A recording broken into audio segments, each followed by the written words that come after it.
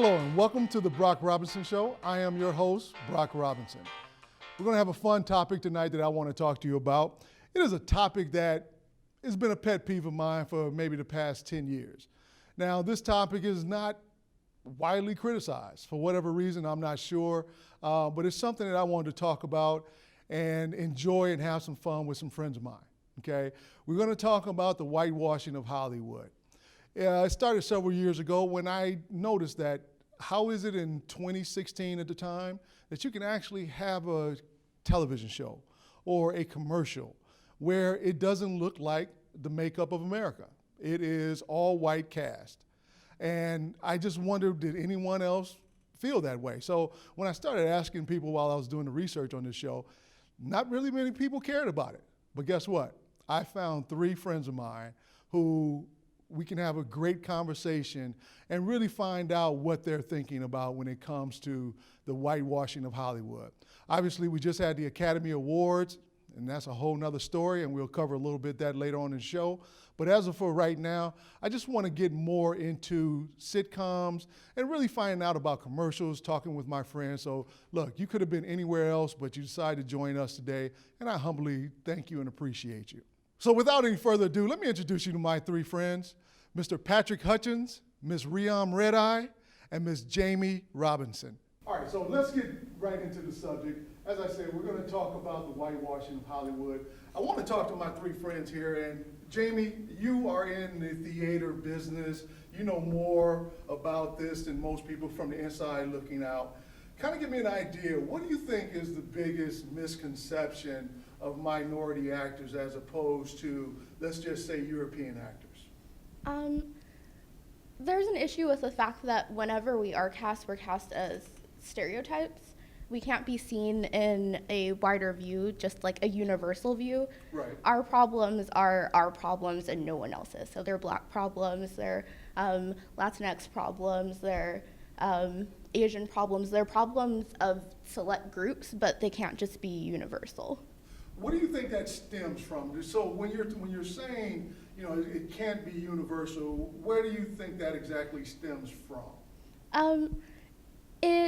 I would say that it started back in a little bit after Emancipation Proclamation, when they did Birth of a Nation.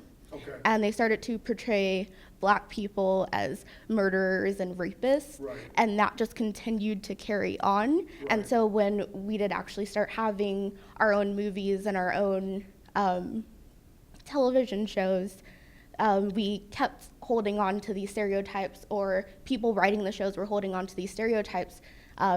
People have this one-sided view of minority groups. Right. And so that just continues to carry on. It's like people don't know how to get out of it. But that brings me to a question. I ask you this directly because you have the experience in the business. How is it that, okay, as you said, the way that it's being portrayed, okay, but as a thespian, as an actress, is it actor or actress now? It's an actor, you're an actor, right? Yeah. Okay, but as someone that is in the industry, how is it that even today you can find actors who are willing to take on jobs in which they still portray themselves in a stereotypical way? I think it's you want to gain your bearing in the industry, Right. and so some people will take these jobs just so they can climb up and get out of these roles. Right. Some people, this is all they do is acting, and so it's just a means of putting food on the table and keeping a roof over the head. But yeah, I would say So that's it's sort of it's a double-edged sword. Yeah. Right? So is there any getting away from that? Because the one thing that I've noticed, you know, when it comes to acting and being in that industry, the one thing that I've noticed is that you have the industry itself, and then you have someone like a Tyler Perry, Oprah Winfrey, and they still reinforce stereotypes, and yet they are the owners of the studio, right? So is that a stone that we can ever come from up under? What is your idea on that? Is it something that we can get away from being stereotyped by our own owners who are of our own race? I think because to an extent, every stereotype has a little bit of truth behind it, Right. they won't step away from it because it's something that does still appeal to the group that they're directing these movies and television shows towards. Right. Now, I want to ask you, Patrick, you're from California, you're from the Hollywood, I won't say area, but you know a little bit about the industry itself. Give me your perspective, what I just asked Jamie. Give me your perspective on, is that a rock that we can necessarily climb from up under? Because look, we have actors out there who, they have to feed their families. So if you take a role and you say, well, you need to be a bank robber, or you need to be a gang member, and they're offering them money to put on their plate, okay? How is it that, and Ryan, you and I have talked about this before, where it's portrayed, your own people are portrayed as just being those who blow up things, and those who are killing people similar to the African American plight. So Patrick, kind of give me an idea, can we crawl from up under that rock? I don't know if we necessarily can. One of the movies that I saw that kind of showed that and exploited it was Robert Townsend Jr.'s Hollywood Shuffle. Right. And what that, he showed how when you come in and you get typecasted, and he showed that how if you don't want to take that role, it's always another dude standing behind you that's willing to take that role to perpetuate the stereotype. Absolutely. As far as with our people stereotyping us as well, I think a lot of that contributes to the bottom line, the profit, as far as the film is concerned. Because at some point in time, you have to compromise something in order to get it out there. It may not be your best work, you know, but you compromise something to put it out there just so then you can maybe, you know, do another movie or do another film or something like that. I know that I heard a quote from Denzel Washington when he did American Gangster.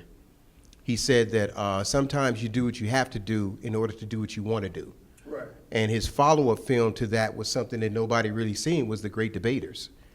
And that was, yeah, it was a great movie. Absolutely. But not too many people saw it. It wasn't critically acclaimed as American Gangster or any of his movies where he had to play a bad guy and all the rest of the stuff. When he Right. brought truth to the big screen, nobody wanted to see it. Right.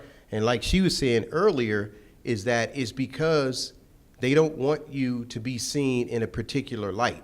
Right. So they don't want you to be seen as these people who are articulate. They don't want you to be seen as these people who do contribute to humanity, Right. Who are intelligent. Absolutely. You know, like she was saying, they stereotype Muslims all the time, but that's only because that's going to be what's hot right now. Right. So Hollywood kind of goes off of obviously what this world is predicated off of. So it's going to show you, it's going to have its ups and downs. At one moment, this is going to be hot. So everybody's going to have these films with these gangsters in it, with Crips and Bloods in it. Right. You know, now everybody wants to do a film, and in their film, they want to have maybe a Muslim person blowing something up, because then with everybody scaring the Americans about what possibly could go on or what could possibly do this or that, Right. then it's going to bring everybody to the theater to watch it. And in that, you compromise yourself. Absolutely. And let me ask you, Riam, you bring a different perspective to a certain extent, but at the same time, it's the same fight. It's a little bit different because, as Patrick was saying, anti-Muslim is a hot topic right now, okay? Which is amazing to me because, and I don't just say this because I'm here, but people are just people. You know, you meet good and bad from every race, creed, and color. But I want to swing that back to you. How is it that in this time, if you see a movie and let's just say that they're depicting the person as being a Muslim, what do you say to people who are actors? What would you want to say to them when they're just trying to feed their family, but they're playing a role that is so anti-Muslim at such a hot period in our time? Honestly, I just want to say that I understand it goes both ways, but you have to understand that I hope that they're educating themselves I get it, it's a part, you know, but I hope that they don't feel some towards or believe into what they're acting. I hope that they take from the actions that they're doing and take it back and kind of, educate themselves, because most of the stuff are people who have no idea what Islam or what Muslims do. They just see something and expect it to be kind of like the cover for all Muslims. And I think the part that gets me is that I hope that, I get it, you have to feed your family. I'm not saying, it's wrong, but in a way, you have to think about all those Muslims that are, suffering, that are, through all the stereotypes that you're doing. And I think that the bad part is they don't show Islam in the best light. They show it in the worst light ever, and it's only a little percentage of that. And that's the part that, gets me, is the part that it's a small percentage, but yet we are these terrible countries, and we have certain rules, and, and Right. It's not, I just hope that they're educating themselves, but I hope that it goes back to everyone, educating themselves about Muslims, instead of just assuming that, oh, I see them, praying, it has something to do with ISIS. Right. Or it's just an automatic thing. But, people will be people. There are good and they're bad, but, they're going to assume what they see and put it into their own lives. Absolutely. Now, I want to continue on with you, Rihan, because I always love your perspective. When we've had a chance to speak, your energy and the way that you feel about things are actually motivating, okay? With that being said, though, when you are looking at today's television or even a movie, and not just Muslims, but other minorities as well, and you don't see any other minorities in it, is that conscious to you, or is it just acceptable to where you watch a show like Seinfeld, let's just say, and you won't notice any minorities unless they're in a stereotypical role? Does that affect you when you're watching it? Does it make a decision? Does it give you a situation where you make a decision to watch or not to watch? I think, honestly, over time, as a child, you obviously aren't going to notice these things, and I didn't. Right. But with more learning and, going to college and experiencing more diversity, you start to realize things, and you start to kind of be like, what? Wait, they don't look like me. Why are they depicting a certain type of person that I'm not? And it starts, honestly, as a kid, you don't realize these things. You obviously don't see, oh, well, this person, this person is this person, this person, this. You kind of just watch to watch. Right. But as an adult, you start to see things in a different light. And I think that's what, honestly, kind of shocks me. Sometimes watching the stuff that I used to watch as a kid, Right. just to see it, kind of shakes me a little bit, because I'm like, wow, I didn't even notice, and you start to, and there's no, in television, there's not really a mixture. It's kind of black, white. Right. There's no in between. And that's, I think, television is supposed to be meant for everyone, but yet you see only black, white. And it starts to kind of throw you off in a way where you're like, was I always watching this? Right.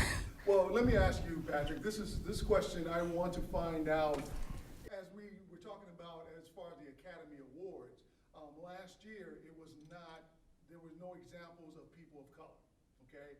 And that bothered a lot of people, okay? And now as I was doing the research for this show, I started seeing the same thing, the Affirmative Action Academy Awards, because this year they had 7 as opposed to last year.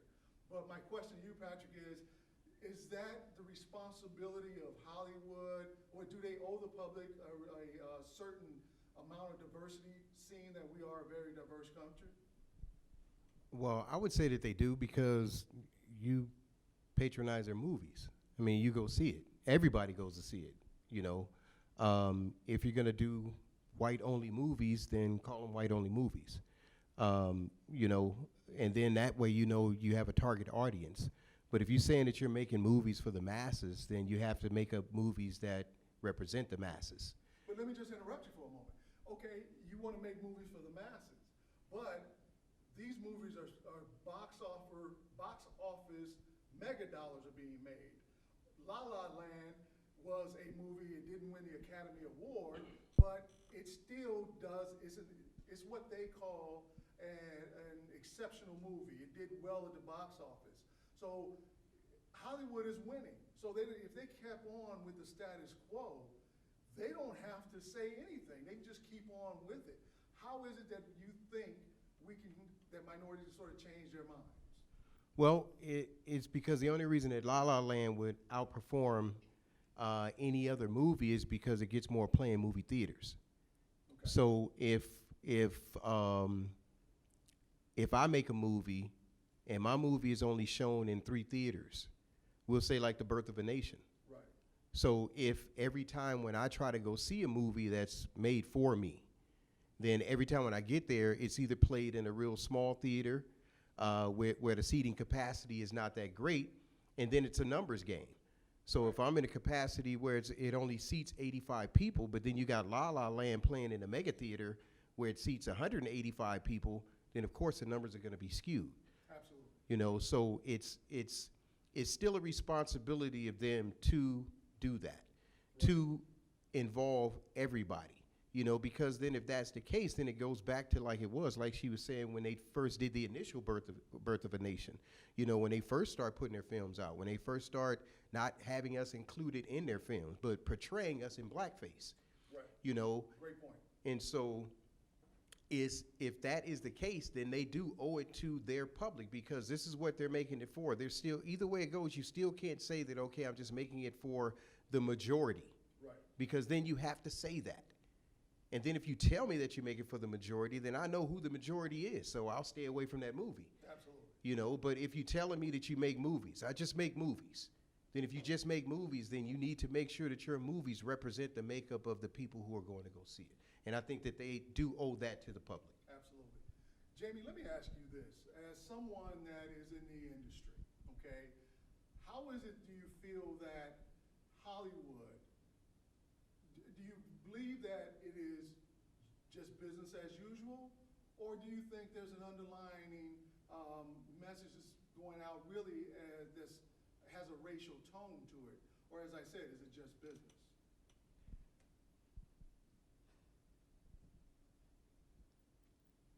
I would say that it's. Could you expand on that question, please? Absolutely.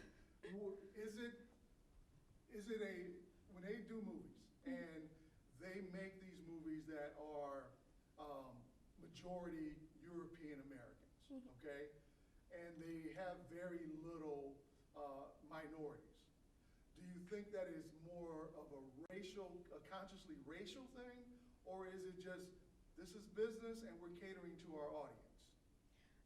I think at times it can be, there can be racial issues there because there are multiple times when they have an opportunity to cast a person of color and they will cast a white person instead. And it makes no sense because that role was written for a person of color and they'll have someone in blackface or yellow face or brown face instead of actually having someone that is of that ethnic group portray that role. Right. Now, another part of this that's an extremely pet peeve of mine is, now have you guys noticed this, that it's only minorities who need to be saved by a white actor? Have you noticed that? I mean, I thought we were really past this, and then now there's this movie called The Great Wall, where the well-known actor is coming in and he's saving the Asian nation, okay? And there's been movies that have shown that minorities always need to be the one that's being saved, right? And it bothers me, but when I talk to the general public, no one seems to be bothered by this. They almost accept it as being the norm. Does that make sense? Yeah. So you'll have minorities who say that's okay if the entire movie is just Caucasian. They don't even think about it. Now, as we were discussing before, is this show going to save people's lives? No. It's just a topic that we want to have fun with and talk about. So with that being said, I asked this question before and in the previous show, and I want to get your opinion on it now. President Trump, then President-elect Trump, said that there should not be a show called Blackish, okay? And then he said, what if we called a show whitish? Now, Jamie, I want your opinion on that. What if we called a show whitish? Shouldn't they get the same amount of airplay that everyone gets when you have a show called blackish? Why shouldn't we have a show called whitish? Well, I mean, you have Friends, you have Seinfeld, you have multiple shows that have nothing but white people. I would, you could substitute those names with whitish. Right. And when you see shows like Friends, okay, did you ever think, you know what? There's no people of color in that show. Is that something that ever crossed your mind, or did you just figure, hey, I like Jennifer Aniston, I like the other cast, it's a fun show? It is something that I did notice. I think throughout the entire series, I can recall 2 times that there were black women on it. But this show had a really long run and had no significant black characters, and none of the main cast were black. None of the main cast were any other ethnicity, and that is something that is noticeable to me. Right. Well, let me ask you, Patrick. Let's play the devil's advocate for just a moment, okay? Now, when it comes to Hollywood, Hollywood is made up of 73% of white actors, okay? The closest number to that is African Americans at 14% of actors. And then it starts to go down from there, okay? But my question to you is, why is it that why can't it be just the studios themselves are just a microcosm of America? Well, I mean, with those numbers, it would be, So with those numbers, it would be a microcosm of what America, the makeup of America is. So should we expect more minorities if it's just, you and I were talking earlier, we grew up in the same area. I never knew anyone that wanted to be an actor. Okay, where we come from, no one wanted to be actors. They wanted to be athletes. They wanted to be drug dealers. They wanted to be everything else they can make quick money. So if this is a microcosm of America, then why should we get upset when the actors there are not portrayed by more people that look like us? Well, because it's not actuality. It's not reality, So Hollywood is all makeup. So you don't necessarily have to mimic your environment in there. You can create your environment. So they have the ability to do that. So it's a choice. So they choose not to do it. Great point. But you have the ability because everything is fantasy in Hollywood. That's the whole purpose of it. You're acting. You're doing something that you normally would not do. You're being someone who you aren't. Someone wrote this script for you. Right. And so which means that they have the ability to change your perception of what you may see of what America or what this world may actually look like, if not for the hour-and-a-half show, Absolutely. a 30-minute show. So they have the ability to do that. They just choose not to do that, Right. And so then, even though it is a microcosm of what the actual world looks like or what America actually looks like as far as the numbers are concerned, that doesn't mean that you have to actually go out and do it. Absolutely. Because this is not reality. Perfect point. Now, Rihanna, I want to ask you a question, and this is a question that is designed just for you, okay? Again, let me play the devil's advocate for just a moment. You're an American citizen. Yep. Born and raised. Yep. Okay. Your family is from what country? Yemen. From Yemen. Okay. Do they have and I understand the answer. I know the answer, but just for argument's sake, do they have an entertainment industry in Yemen? Yes. Okay. We actually have a channel. You have a channel? Yep. Okay. Are most of the actors Middle Eastern? Yep. Okay. Maybe not all Yemeni, but Middle from Eastern. Middle Eastern. Okay. So if an influx of Caucasians came to Yemen, okay, and they've been there for many years, wouldn't it be the same thing for the most part if the powers that be found these white people in the country and their actors, wouldn't they play on the stereotype if the Yemen community found that entertaining? kind of, but I think, And again, I'm just playing the devil's advocate here because if whatever the majority is, wherever you are, so we can say what we want to about it's not fair, they shouldn't be doing this, but wherever you go, if you go to Asia, okay, and the majority of people there are Asian, and the minorities there are not going to be given the same opportunity as the majority. Does that make sense? Mm-hmm. Here in America, we feel the freedom because we do have a sense of entitlement being Americans. Yeah. But if you're in Asia and there's a large population of Caucasians, then they won't get many roles, and they may be depicted in a certain stereotype. So why should we not expect that here in America? I think it's because I'm going to say this, but we pride ourselves on diversity and that we're a melting pot. But in reality, we're not. We're all divided. I think lately, especially with what's been going on, I think in some enlightenment to what's been going on with Trump, Right. the minorities have kind of grouped themselves together as one group. And I think it might be a positive thing, but the thing is that we seem to be divided on certain things and certain topics, and that and this isn't an actuality, is that we are, we pride ourselves that we are so diverse and so open-minded and that we accept each other as one, when in reality we don't. And we see each other as these stereotypes, and that's the upsetting part. And that's what makes America different, is because we pride ourselves to say that we are this type of country that accepts everyone, but we don't. And that we give rights to everyone, but we kind of don't. We kind of, level certain people on that top pyramid, and the rest of us fall behind. Right. And we claim we don't, but we do in reality. Now, as a full American citizen, I know as African Americans, they say, well, go back to Africa, and that ship has sailed, believe me. But when they say things, go back to your country, and you know that your country is here in America, you're just a descendant of Yemen, okay? And your family, and that's the culture in which you come from.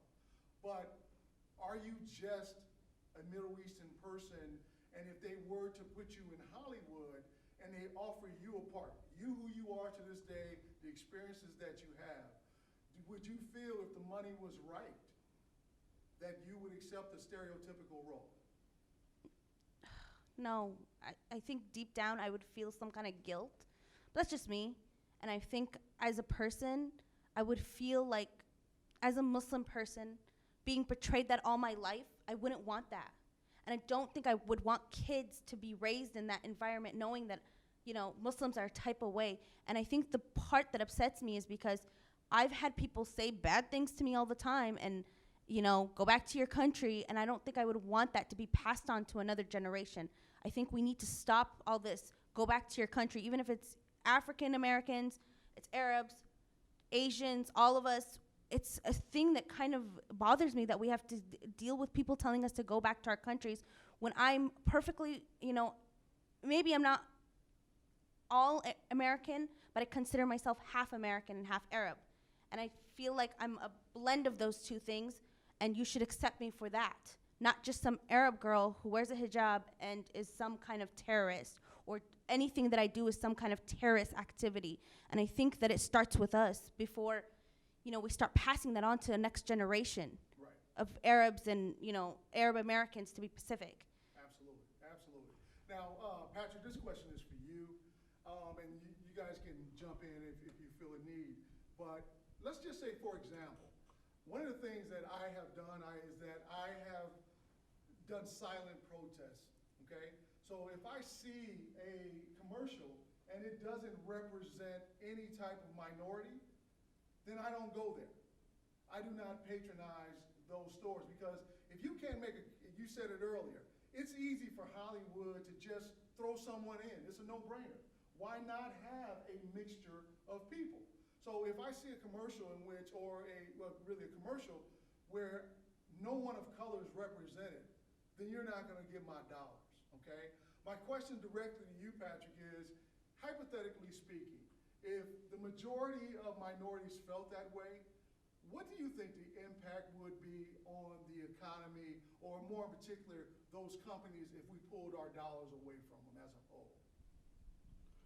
Well, that's probably been the $1 million question for us for the longest as far as black economics. So if we were to get together as a people, even as minorities, like she was saying, when everybody's together now, and we start doing that, we have to pull our weight. So you can protest, but then your protest usually falls on deaf ears. Right. You know, because then everybody else, while you're out there protesting, somebody's buying a product. Right. And it's probably somebody who looks just like you, you know? And so if we can get everybody to come together and then say no, that we won't buy the products, because that's what we should do. We should boycott them because we need to hit them where it counts, and that's economics. Right. You know, so if we take that dollar away, then that's gonna make a change. The only problem is that when you take that dollar away, you have to have some place to put it. Yes. See, so when we talk about taking the money away, that's a good plan, but it's a half of a plan. Because the other plan is, where are we gonna take the dollars that we taken away from these people? Where do we put them? Because if no one's doing the same service that they're doing, then eventually you're gonna go back. Right. You know, so it's like you're a disobedient child. You know, you can step away, you can be angry, you can be mad at your parents and everything else, but if they're your money source and that's the only game in town, Right. then eventually you're gonna go right back. And then once again, if you do that, then that lessens your buying power. That lessens any type of protest or anything that you do. So my question to that, or my answer to that would be, yeah, we need to take our dollars and stuff, Right. but we also need to have an alternative means to put those dollars. Now, you said, Rihanna, you look, you wanted to chime in on that. Kind What of did you want did. to say? I agree 100% with Patrick, what he said. And we really do have to, and I'm going to throw this out an example, like what happened with Uber. You know, something went, and then Instagram, Twitter, everyone kind of just was like, oh, stop using Uber, stop using Uber. Okay, we can stop using Uber, but we got to find somewhere else to put it. And we have to find something that, you know, outsources Uber. Right. And that's the thing that we forget. Like, it's a great plan. Protesting, great. You know, taking out the dollars, perfect. But where does that money go? And that's the thing that people, you know, we need to start as a minority, start to kind of focus more on that, to have more of a different source, outsource the source. Right. And that's what we need, to join together. I mean, it's great, you know, Uber did some terrible things and now we're not going to stop using, but what happens then? Absolutely. We all, you know, we have those nights and we need Uber. Absolutely. So what are we going to do? So we need our minorities to get together and eventually, you know, put a plan out. We need to start focusing ourselves on a second plan. But what is the possible plan? See, There's- this is the thing that it sounds good, and I that's the know where thing. you're coming from. Yep. But that is the valid question. Where do we take this money? And if we don't come together and someone comes up with an idea, then as Patrick said, we're just putting that money right back. Yep. You know, it's like being mad in a relationship and you walk out Yep. the door, then you gotta go back in that door. You know what I mean? Yep. We have to go back. So I think, and I challenge my viewing audience as well, because where do we put those dollars? And we do need to start looking and holding this industry accountable, because if we don't, they will continue on as status quo. Now, I want to ask Jamie this question. You have more of an insight. You're in the entertainment world. But I want to play the devil's advocate again. And what I mean by that is, as a kid, you had dreams, you had fantasies of growing up in a lifestyle you wanted to live. Now, you're in the entertainment world, okay?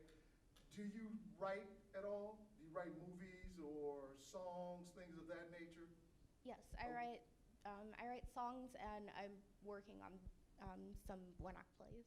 So when you were growing up, okay, who was your hero or heroine growing up? And if you made a movie, what would he or she look like? Well, growing up, my heroine was.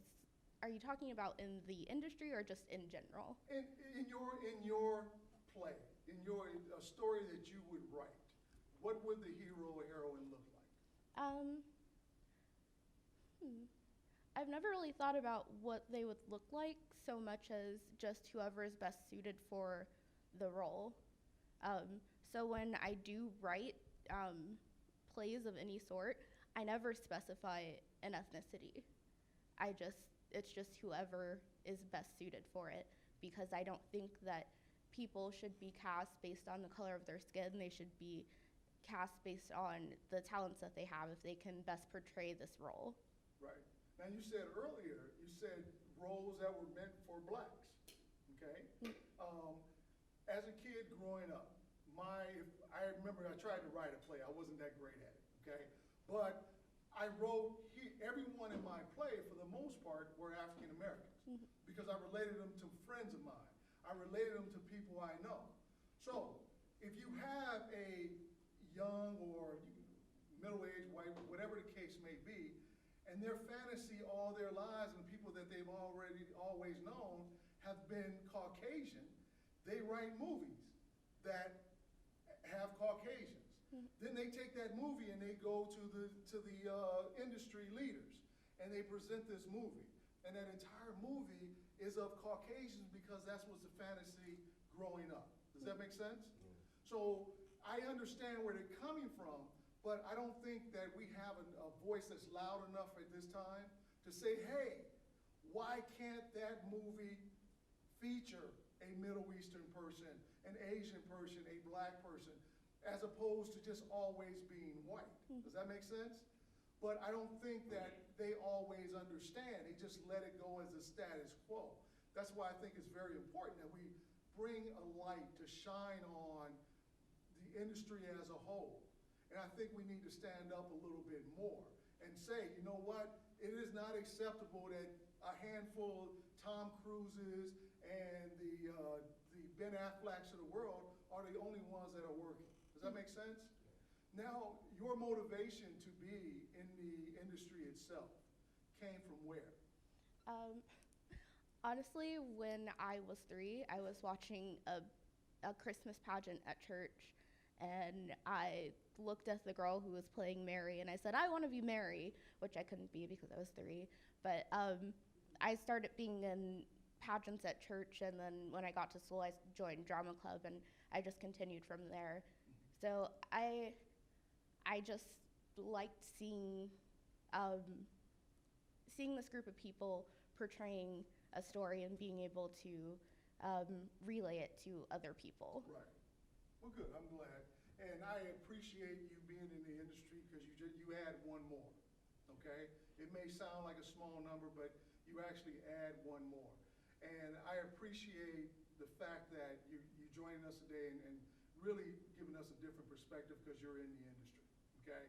Now, this is the thing that I have, this will be the last and final question because I sort of wanted to bring a little light to it. I was having a conversation at the barbershop, or as we call it, the country club, okay? And it came up as, can an African American be Superman? Absolutely, of course. Can an African American be Captain America? Absolutely. Now this is the barbershop talking, right? And then as soon as I say, well, there's a superhero character they call the Black Panther. Can the Black Panther be white? No. Why not? If Captain America can be black, if Superman can be black, why can't the Black Panther be white? Please, Patrick, explain that one to me, my friend. Well, first off, because nature depicted the Black Panther as being black. When you're talking about as far as the rest of the superheroes are concerned, then yeah, you can interchange them. You can have Captain America can be Asian. Captain America can be Hispanic. He can be whatever. But we're talking about as far as this individual, this particular character. This particular character was created with the African American in mind. But Patrick, I'm not going to let you off the hook that easy. All right. Okay, Captain America was created as a Caucasian. Superman, are you kidding me? Superman is created as a Caucasian. So why can't a white person play the Black Panther if they're wearing a Black Panther-like outfit? Spider-Man wears an outfit and he's Caucasian, but yet at the same time he wears a black Spider-Man suit as well. So if the Black Panther was to wear a dark or a Black Panther outfit, could he be white then? I still don't think so, because then what you're looking at as far as the Black Panther, at least to me, is concerned, it encompasses everything that is us. And I know what you're saying as far as a reference with Captain America, but if we go back to earlier when we talking about America being a melting pot and diverse, then that means that it opens the door for everybody to play it. Absolutely. But if you're talking about as far as the Black Panther is concerned, and then what he stands for, how he moves, you know, it's going to be different. So you're not going to be able to get someone to mimic those movements. You know, you may be able to get someone to get in there and try and do those movements, but they're not going to be as fluid when you're talking about who this person was literally written for. And the reason that they did that was because of the movements of that person, the movements of a cat and how he can get around. It would be no different from when way back in the day when they did have Batman and Robin back on TV, and people remember the first Catwoman was Eartha Kitt. Right, I remember that. See? Saw the reruns, yeah. Exactly. See, so when she played that role was made for her. Yeah. Then of course they brought the other chick in to play after Eartha Kitt did it, but she brought something completely different to that Catwoman than everybody else did that preceded her. Right. So this is why even to this day, when you speak to people in reference to that who knows, the first thing they'll tell you is that the original Catwoman was Eartha Kitt. And it was a style. It was the way that she did that. When they designed Catwoman, they may not have had an ethnicity in mind, but they had in mind how they wanted her to move. Right. See? And in order for you to get that, you have to look in a certain pool. Okay. You know what I'm saying? Yeah, It's not on this side of the pond. It's on this side of the pond in order for you to get that swag that she had. It's the same thing with the Black Panther. And you know, it's funny that you say that, because at one point they had Halle Berry playing the Catwoman. And let me tell you, that movie tanked at the box office, but because it was Halle Berry, it was the best movie I've ever seen in my life. I liked Catwoman. I've seen it 1,000 times. But the point is that I was attracted to the character, and I agree with you to a certain extent that it is a certain swagger. But, you know, that can be said about many different characters. And on that note, we'll go ahead and wrap this show up for today. I want to thank my guest, Rian Red Eye. Thank you so much for joining us. Patrick Hutchins, thank you so much. And of course, Jamie Robinson for bringing such dynamic to our show. I want to thank all of you, okay? Thank you very much. Great way to end this segment. And what I want to do is I want to get some questions from the audience. Is there anyone here who has a question? Yeah, my name is Louise Ellis, and this question is for the entire panel. Well, the topic here tonight is, you know, the whitewashing of Hollywood. And oftentimes, you know, you see movies that are portrayed by Hollywood that in nature deals with ethnicity, culture. And I want to know what are your thoughts when it comes to those movies. An example of that, I think it was Gods of Egypt, a movie that was done last year, I think in 2016, and it was a big hoopla. I mean, this is Egypt, but we still try to portray Egypt as being Anglo, and we know that that's not the truth. That's not the case. We can go back to Cleopatra, you know, Elizabeth Taylor as Cleopatra. I'm sorry, but she's not the depiction of that region, but yet still Hollywood continues to bombard us with these images that we should own up to it. This is us, this is our heritage, but yet still we continue to see Anglos playing these roles. And I want to know what your thoughts are on that. And I think that's their biggest mistake. I think a lot of reasons why movies like The Gods of Egypt plummet is because they don't check reality. They assume that because it's Hollywood that they can tan up someone and they're Egyptian. And it doesn't, to me, where do we stop this? Where do we stop this nonsense of, you know, using someone who is not obviously from that heritage and not depicting the heritage itself? You know, and I understand, you know, you got to add the Hollywood little spark, but there's a difference between the spark and completely changing something. And I think that's why The Gods of Egypt didn't do a good job in the box office, is because it was completely a 360 on the idea of Egypt. And I think that's why they don't do so well. And they wonder why most of these movies, all these different types of movies that somehow show culture and heritage, it doesn't really show the culture and heritage. It shows the culture heritage, what we think as Americans, what we see the culture heritage. But as an Arab woman who goes and sees these movies, I'm sometimes even baffled, like, why are you even showing me this? It doesn't even show anything compared to what an Egyptian looks like, or a person from that time or period or anything. And I think that's why the movies don't make, a lot of money, is because, it's not depicted the right type of culture. And I think that honestly hurts more than it does good, because it's showing you a totally 360 angle on a culture that, that is fabricated in the Hollywood's eyes, but, has nothing to do with the culture. It has to come back to reality and the actual, the Egyptians, what they look like, what they did, all this stuff. But, Hollywood has a mind of its own and does a completely different idea, and that's why the movies end up not doing so well. Patrick, do you have any have an answer for that question?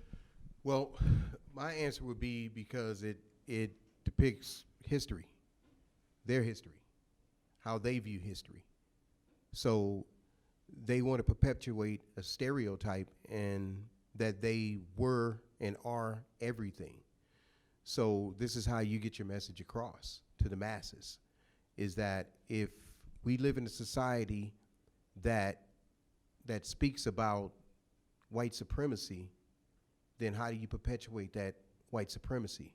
You do it through every avenue that you have, be it through the media, be it through movies, be it through radio, or however. So when you get something like when you go to Egypt, or when you go to Africa, or when you go to all these other Middle Eastern places and they depict Europeans doing that, to me, I think that's because what they want to do is reinforce that stereotype of supremacy. So they don't want you to know your true history. So if they don't want you to know your true history, they're not going to show it to you when you go into a movie theater.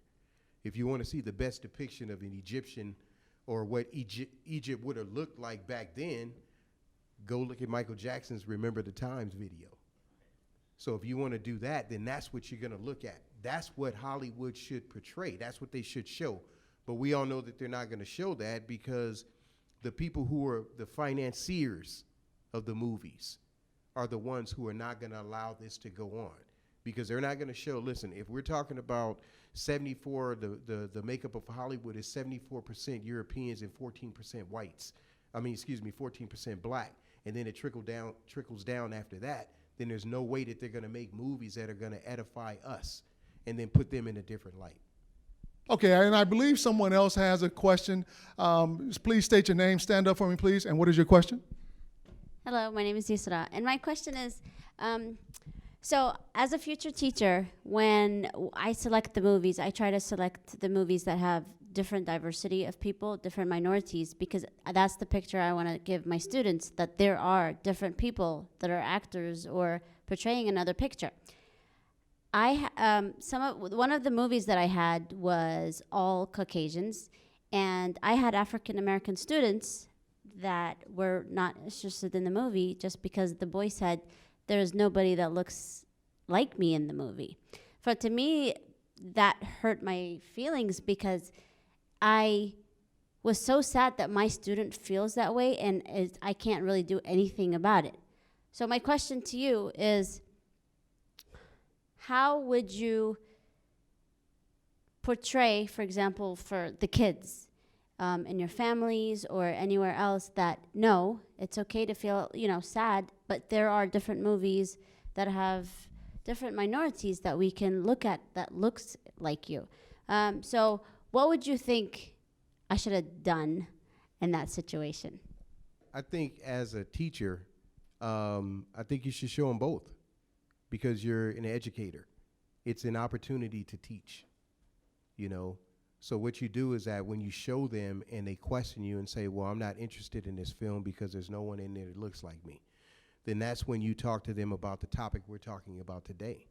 And you give them an education on it on their level to where they can understand it. So if we're talking about Disney movies, then you let them know that this is what they chose to do, but there are movies out there that are more diverse. And then, you at that point kind of get in contact with the parents and stuff, or if it were me, I would get in contact with the parents and maybe tell them, hey, maybe you need to show your kids a little bit more diversity as far as movies and stuff are concerned. Explain to them why they don't have, people that look like them in movies. Because the one thing that we don't give kids credit for is their resiliency and their ability to adapt, So yeah, it would be tough. I mean, because with my kids, when I was raising my kids, I had to basically be faced with the same thing. My daughter would ask me all the time. She loves Disney movies. But when she's watching Disney movies, she's saying, well, why is this person this way? Why is everyone in the Disney movies white? But yet the soundtrack is all black, So she wondered about all of that. And I just let her know, hey, this is the way Hollywood is. Listen, this is the way the society is. I'm not saying that this is what's going to happen to you or you have to face it and you have to deal with it, but just understand what it is. So then this way you go out with the knowledge of that, and then it makes it a little bit easier for them to adapt, and then from that point you sprinkle in, you find more movies with diversity in it, with more color in it. Even now with Disney, they have more princesses in their movies that are more diverse, with more color and everything else. So it's tough, but it's an opportunity to teach. Great answer, great answer. And on that note, we will end the show. I want to thank my guests, Ms. Jamie Robinson, Mr. Patrick Hutchins, and Ms. Riam Redeye. Thank you guys for joining us today. It was a fantastic conversation. Really had fun. And like I said in the beginning, it's not a topic that's going to save the world. But at the end of the day, it is a topic that we must talk about. Is Hollywood perfect? Absolutely not. Are there many reasons why it is not more diverse? That's a question that's going to go on. It's been going on since the beginning of entertainment, and it will continue to go on. But this is a protest that we should stand behind. We should demand that the movie industry is a replica of America, a melting pot where everyone is depicted. I walk in a grocery store and I see every race imaginable there. So when I look at the movies, the one thing that I do understand is that it is a business. But at the same time, I do feel that they hold a responsibility and we should hold them to that standard. This is the Brock Robinson Show. I'm your host, Brock Robinson. Thank you so much for joining us. I hope you had fun. Maybe it opened your mind up to some bigger and better things. You take care. God bless. Bye-bye.